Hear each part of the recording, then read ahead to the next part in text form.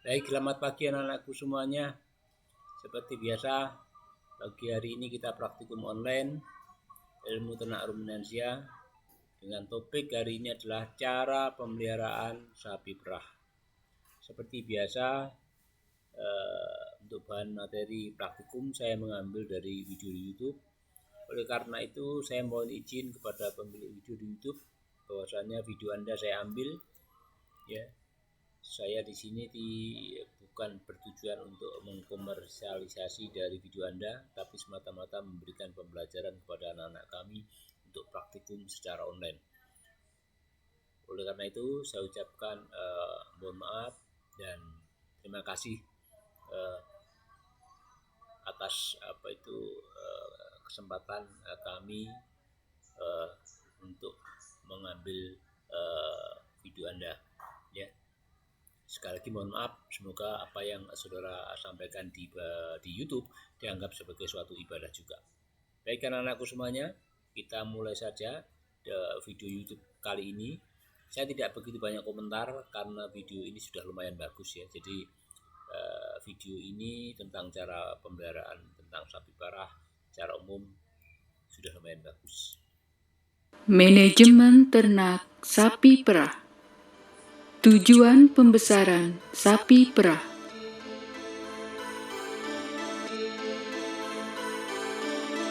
Susu merupakan komoditas utama pada usaha peternakan sapi perah rakyat. Susu dihasilkan setelah sapi perah beranak. Produksi susu yang optimal akan tercapai bila sapi perah memiliki kondisi tubuh yang sehat, kaki-kaki yang kuat, perkembangan ambing yang baik, serta kemampuan makan yang baik. Kondisi prima tersebut akan tercapai bila sapi memiliki alat pencernaan yang besar dan kuat.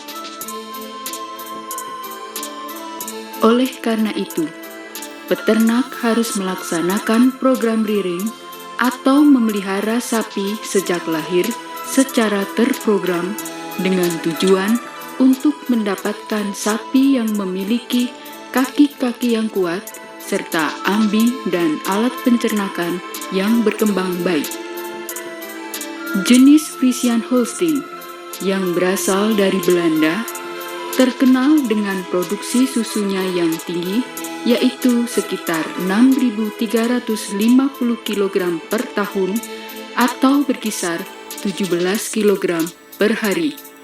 Seperti disampaikan sini, memang sapi perah dari bangsa Friesian Holstein atau Friesland ini adalah sapi yang memang secara produktivitas air susu tertinggi di dunia bangsa ini ya, dibandingkan bangsa-bangsa sapi perah yang lainnya. Namun di Indonesia secara umum yang banyak dijumpai dalam bentuk tidak murni lagi sapi tapi dalam bentuk sudah peranakannya, maka disebut dengan peranakan Friesland atau peranakan Friesian Holstein atau PFH seperti itu ya. Saya tidak tahu di Malaysia seperti apa. Saya yakin juga kemungkinan besar juga mirip seperti Indonesia. Jadi sudah terjadi crossing. Jadi FH cross katakanlah seperti itu ya. Yang banyak mungkin dijumpai. Sapi jenis Friesian Holstein ini merupakan jenis sapi yang paling cocok dan menguntungkan untuk dibudidayakan di Indonesia dengan ciri-ciri khasnya: warna bulu belang hitam putih, tubuh panjang dan lebar. Seperti disampaikan sini, memang sapi FH baik murni maupun PFH secara umum memang warnanya belang hitam putih. Tetapi ada juga belang coklat putih ya. Namun itu adalah warna yang resesif. Jadi secara umum biasanya yang bagus memang yang warna hitam putih, sehingga secara produktivitas umumnya lebih bagus yang warna hitam putih daripada yang coklat putih.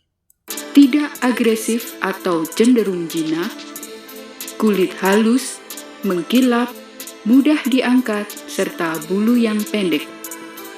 Kepala panjang dan terdapat tanda putih, tanduk tidak terlalu panjang dan ujungnya melengkung ke depan, dengan lubang hidung yang lebar yang menandakan jalan pernafasannya sangat baik. Leher tipis memanjang, bahu lurus, dada dalam, punggung dan pinggang panjang, perut besar dan sempurna, kemudi atau pinggul lebar dengan ambing yang besar, dan pembuluh darah yang berkelok-kelok.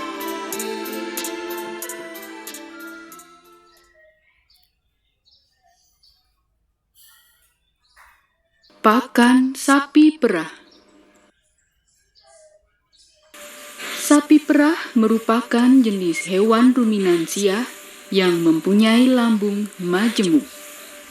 Rumput sebagai makanan pokok ruminansia dicerna di dalam rumen melalui proses fermentasi dengan bantuan mikroorganisme. Pemberian makanan pada ternak sapi perah disesuaikan dengan kondisi alat pencernaannya. Pakan sapi perah terdiri dari hijauan sebanyak 60% dan konsentrat 40%. Macam-macam pakan sapi perah diantaranya adalah makanan hijauan, makanan konsentrat, complete feed, serta air. Makanan hijauan. Makanan hijauan adalah makanan yang berasal dari tumbuh-tumbuhan.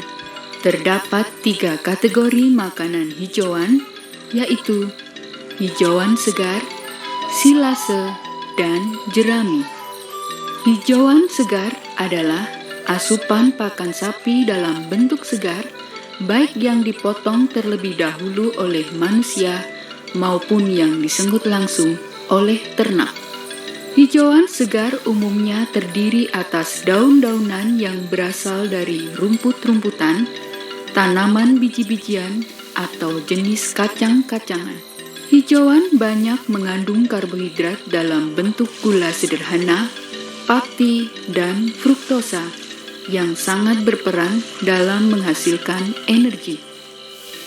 Pemberian hijauan sebaiknya dengan cara dipotong-potong dengan menggunakan mesin pemotong rumput.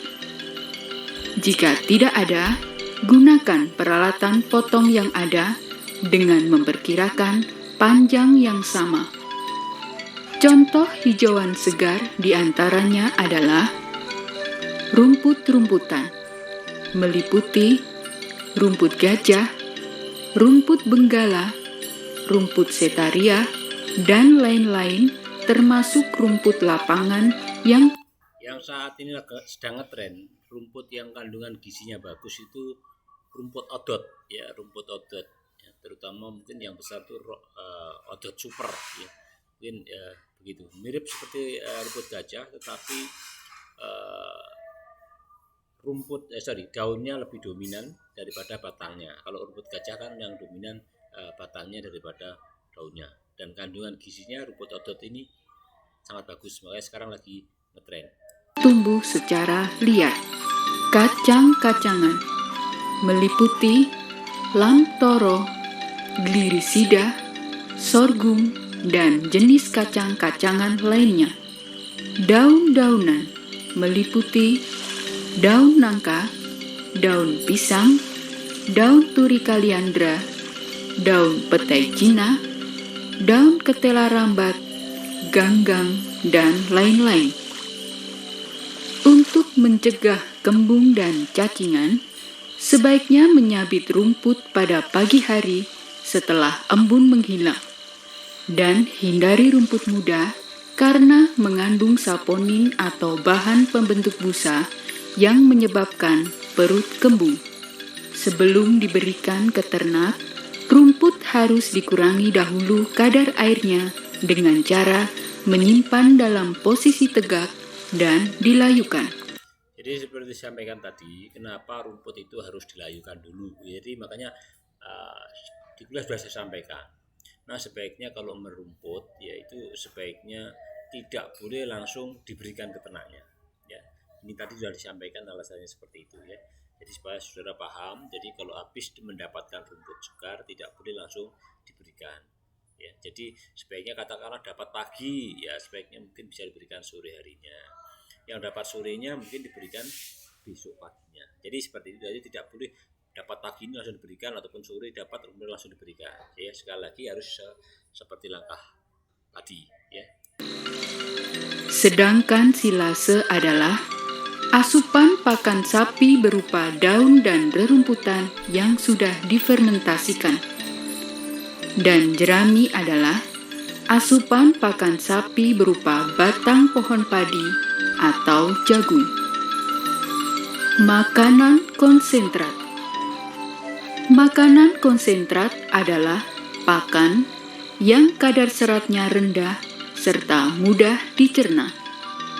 Terdiri dari campuran bahan pakan yang kadar proteinnya tinggi dan energinya tinggi, serta dilengkapi unsur-unsur vitamin dan mineral. Contoh bahan makanan penguat atau bahan konsentrat antara lain dedak padi, dedak gandum, tepung ikan, bungkil kelapa, ampas singkong, ampas tahu, ampas kecap, bungkil kedelai, tepung jagung atau maizena, dan lain-lain. Complete feed adalah campuran bahan pakan antara hijauan dan konsentrat atau bahan-bahan yang lainnya. Ingat, pakan konsentrat sebaiknya diberikan dengan cara kering. Tujuannya agar derajat keasaman atau pH dalam rumen stabil, sehingga berpengaruh positif terhadap jumlah dan kualitas susu yang diproduksi. Jika konsentrat diberikan dalam bentuk basah atau dicampur dengan air, maka adanya air akan menghambat perkembangan rumen serta nafsu makan terhadap hijauan menjadi rendah. Jika masih diberikan secara bentuk basah, maka perubahan cara pemberian konsentrat dari bentuk basah yang dicampur air dapat dilakukan secara bertahap dalam waktu 1 minggu dengan prosentase sebagai berikut. Jadi saudara, ini contoh saja ya. Jadi saudara kalau mau membuat suatu pergantian pakan, ya seperti contoh di sini kan, misalnya mau pergantian pakan dari basah ke kering, ya. Itu contoh seperti ini. Jadi dalam 1 minggu itu langkahnya seperti ini. Jadi 2 hari pertama itu berarti kan konsentrat, ya, ataupun mungkin pakan kalau mau pergantian pakan itu 75% yang lama, ya. Kemudian 25% yang baru, ya. Kemudian hari ketiga dan keempat imbang, 50% yang lama, 50% yang baru. Baru kemudian hari ke-5 dan ke-6 yang lama tinggal 25%, ya. Kemudian sisanya 75% adalah konsentrat atau pakan baru, ya. Jadi kemudian hari ke-7 sudah full yang model yang pakan atau konsentrat baru. Itu langkah yang betul adalah itu. Jadi secara bertahap. Jadi saudara gini, maksudnya saudara tidak boleh serta-merta memberikan pakan ataupun konsentrat itu berubah drastis gitu maksudnya. Karena hewan ternak secara umum tidak suatu suka perubahan yang drastis. Ya, memang yang baik adalah dilakukan perubahan secara bertahap itu tadi. Jadi pelan-pelan perubahannya. Jadi tidak langsung spontanitas hari ini konsentrat A, besok konsentrat B, ataupun mungkin jadi contoh di sini adalah konsentrat basah langsung besok kering, itu seperti itu. Jadi intinya adalah mengganti secara bertahap. Ini terutama di ternak ayam komersial itu yang notabene sangat peka, sangat mudah stres dan sebagainya. Itu biasanya katakanlah pergantian dari pakan starter ke finisher, ataupun mungkin di petelur dari pakan grower ke layer, ataupun mungkin menggunakan pre-layer kemudian ke layer. Itu cara bertahap seperti itu. Jadi tidak boleh serta-merta hari ini starter besok langsung ganti pakan finisher, tidak boleh. Jadi secara bertahap seperti itu tadi ya. Jadi 75% 2 hari pertama, 50% 2 hari berikutnya, kemudian baru dibalik yang lama tinggal 25%, pada 2 hari terakhir, kemudian hari ke-7 sudah ganti 100% yang baru. Itu yang betul ya. Metode pemberian pakan. Ada beberapa metode pemberian pakan, di antaranya penggembalaan atau pasture fattening yang dilakukan hanya di lahan terbuka, kereman atau dry lot fattening, yaitu pemberian pakan hanya di dalam kandang saja, dan metode kombinasi antara keduanya yang dilakukan secara berselang-seling, yaitu antara penggembalaan dan kereman. Penggembalaan bertujuan untuk memberikan kesempatan bergerak pada sapi guna memperkuat kakinya. Challenge feeding adalah pemberian pakan secara bertahap sejak 2 minggu pertama sebelum beranak sampai mencapai puncak produksi, sehingga sapi perah tersebut dapat menampilkan produksinya secara optimal sesuai dengan kemampuan genetiknya. Pola pakan sapi laktasi.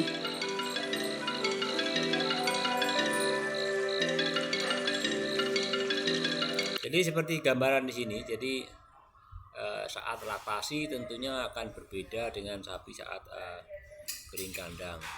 Kemudian saat ini ya, 2 minggu sebelum beranak ini kan yang tadi disebutkan apa itu nanti ya, challenge feeding atau istilahnya stemming up atau istilahnya flushing tadi ya. Di kuliah sudah dapatkan flushing tuh.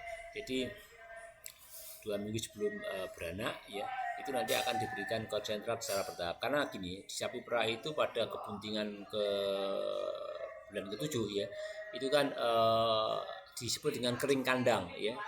Karena pada saat, kenapa disebut kering kandang? Pada saat itu tidak dilakukan pemerahan. Artinya pemerahan dihentikan ya, ya sekitar hampir 2 bulan katakanlah seperti itu.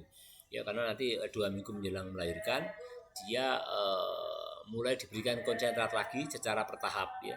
Jadi katakanlah start hari pertama 2 kilo ya, kemudian setelah itu bisa ditambahkan konsentrat bertahap menambah setengah kilo terus sampai sekitar 1,5% di sini ya dari berat badan dari sapi itu ya.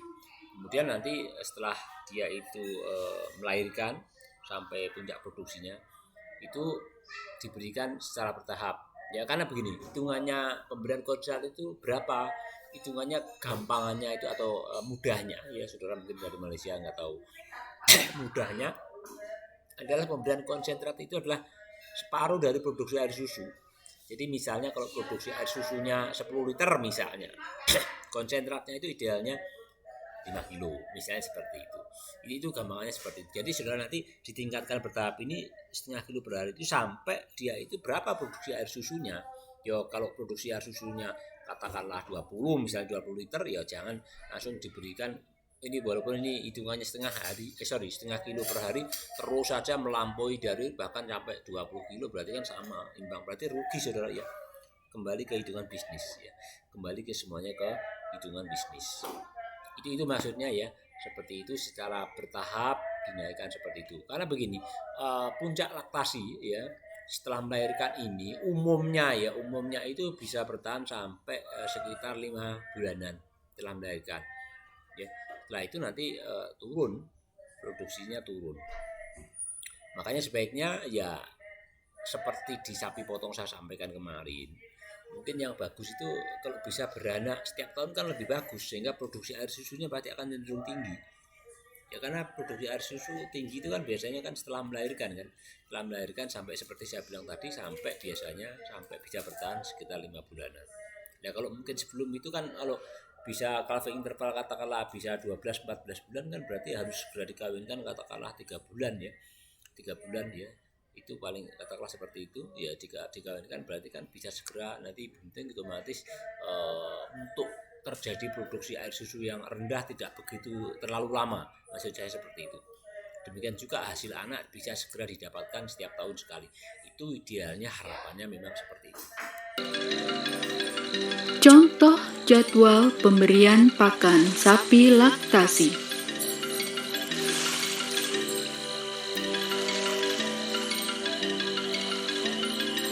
Selain makanan, sapi sebaiknya diberi air minum secara ad libitum atau tersedia setiap saat. Pemeliharaan utama adalah pemberian pakan yang cukup dan berkualitas, serta menjaga kebersihan kandang dan kesehatan ternak yang dipelihara.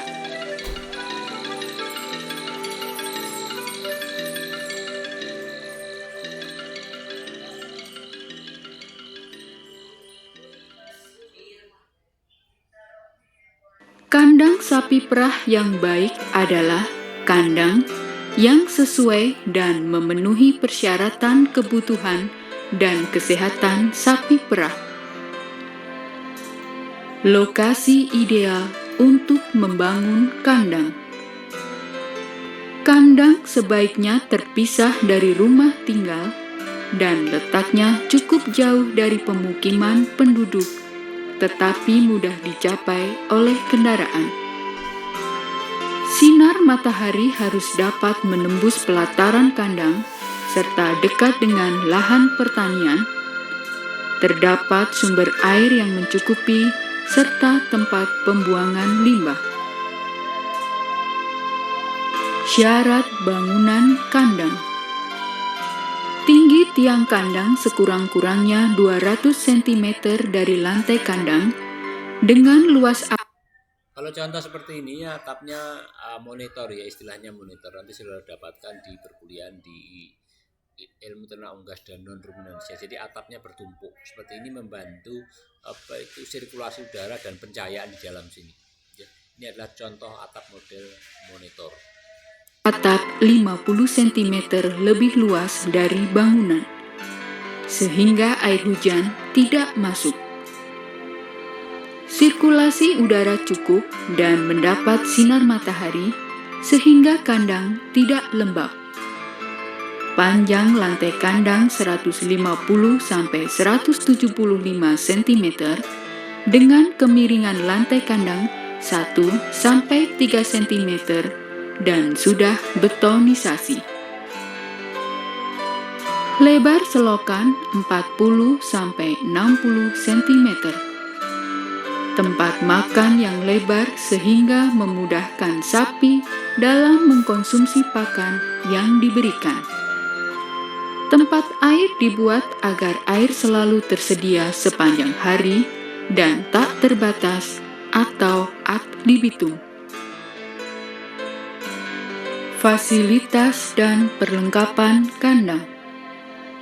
Tersedia gudang pakan, terdapat pembuangan limbah, tersedia matras atau alas kaki, baik dari karet atau jerami yang dipotong-potong. Terdapat lorong depan untuk pemberian pakan, lorong belakang untuk membersihkan kotoran dan kontrol birahi. Adanya sumber air. Tersedia tempat recording atau pencatatan. Tersedianya lapangan untuk mengembalakan sapi, kandang terpisah untuk sapi beranak, pedet, dan kandang karantina untuk sapi yang sakit. Pengelolaan dan perawatan kandang. Kandang dapat dibuat dalam bentuk ganda atau tunggal, tergantung dari jumlah sapi yang dimiliki. Pada kandang tipe tunggal, penempatan sapi dilakukan pada satu baris atau satu jajaran. Sementara kandang yang bertipe ganda, ada dua baris dengan jenis penempatan yang berbeda, yaitu dua jajaran saling berhadapan. Fungsinya untuk mempermudah pemberian pakan, dan dua jajaran yang saling bertolak belakang, fungsinya adalah untuk mempermudah mendeteksi birahi. Kandang sapi sebaiknya tidak tertutup rapat, agar sirkulasi udara di dalamnya berjalan lancar. Air minum yang bersih tersedia setiap saat. Tempat pakan dan minum sebaiknya dibuat di sisi luar kandang, tetapi masih dalam satu atap. Tempat pakan dibuat agak lebih tinggi agar pakan yang diberikan tidak terinjak-injak atau tercampur dengan kotoran. Kotoran dan sisa makanan dipisahkan jauh dari kandang dan ditimbun di tempat lain agar kesehatan sapi tetap terjaga. Melalui proses fermentasi, kotoran-kotoran tersebut dapat berubah menjadi pupuk kandang. Sediakan pula peralatan untuk memandikan sapi. Kebersihan kandang harus terjaga dengan dibersihkan minimal 2 kali sehari. Jadi itu ya anak-anakku semuanya, sudah disampaikan ya, bahwasanya kebersihan di sapi perah tadi disampaikan 2 kali ya. Jadi mungkin agak berbeda dengan di sapi potong. Kenapa? Karena sapi perah itu begini, kalau kandangnya itu jorok atau bau ya, nanti dikhawatirkan air susunya itu juga akan cenderung baunya bau kotoran ya, karena air susu itu mudah menyerap bau ya. Jadi saya ingatkan, kebersihan kandang untuk sapi perah harus diperhatikan ya, karena air susu ya itu mudah menyerap bau ya. Jangan sampai air susunya bau kotoran atau kandang. Kemudian kalau saudara mungkin bisa memanfaatkan, kalau seperti di gambar tadi, kotorannya ditampung di luar seperti itu, kemudian dibiarkan untuk terjadi fermentasi menjadi pupuk kandang.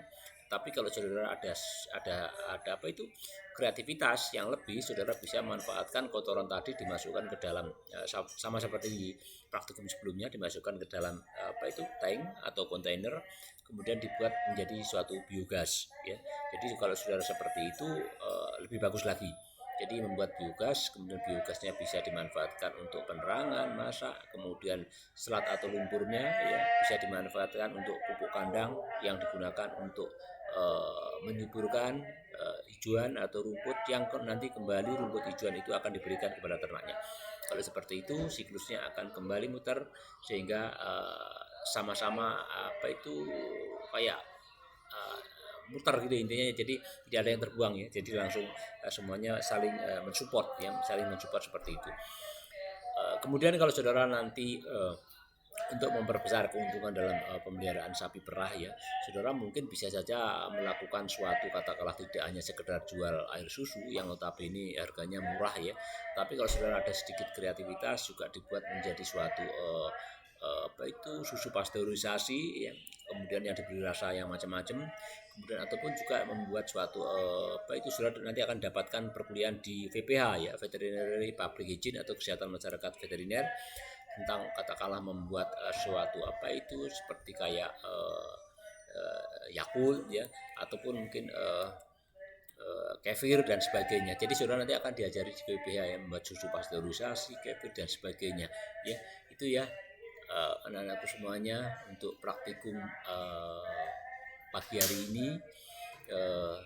Semoga bisa bermanfaat, dan kepada sekali lagi pemilik video YouTube saya ucapkan terima kasih. Video Anda saya ambil ya untuk memberi pelajaran kepada anak kami. Terima kasih anak-anakku semuanya. Sampai ketemu di lain kesempatan. Selamat pagi.